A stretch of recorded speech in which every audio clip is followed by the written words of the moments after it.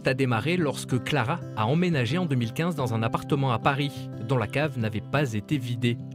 Elle scie le cadenas et découvre un véritable trésor. Des dizaines et des dizaines d'objets qui appartenaient à l'ancienne locataire, une certaine Madeleine. Née en 1915 à Bourges, institutrice et qui mène une vie tambour battant. J'ai retrouvé un film 8 mm dans la cave. J'ai retrouvé le bon d'achat de la caméra qu'elle a acheté en 1953. Donc ça, c'était pas donné à toutes les femmes de filmer à cette époque-là. J'ai retrouvé des photos d'elle en voiture, par exemple, donc elle conduisait.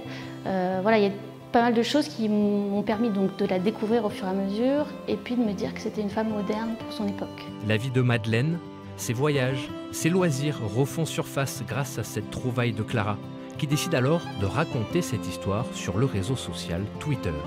Ce que permet Twitter, c'est-à-dire des retours et une discussion avec les internautes qui se sont intéressés aux objets, qui m'ont aidé à même retrouver ce qu'étaient, à quoi servaient certains objets. Ça, c'est l'aspect de Twitter en fait, que je n'avais pas prévu, mais qui a pris après beaucoup de place dans le projet. Dans les affaires de Madeleine, certaines ont été précieusement conservées. Les lettres issues d'une correspondance intime, amoureuse entre elle et un homme surnommé Loulou. Et dans ces lettres, ils parlent notamment de littérature, de leur vie quotidienne aussi, une vie quotidienne pendant la guerre.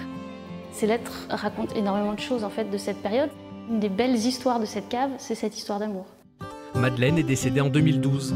Sa vie, anonyme mais bien remplie, est racontée sous forme de série sur Internet en 5 saisons. La plupart de ses affaires ont été données au musée d'histoire de la vie quotidienne de Saint-Martin-en-Campagne, qui les expose jusqu'au 8 août.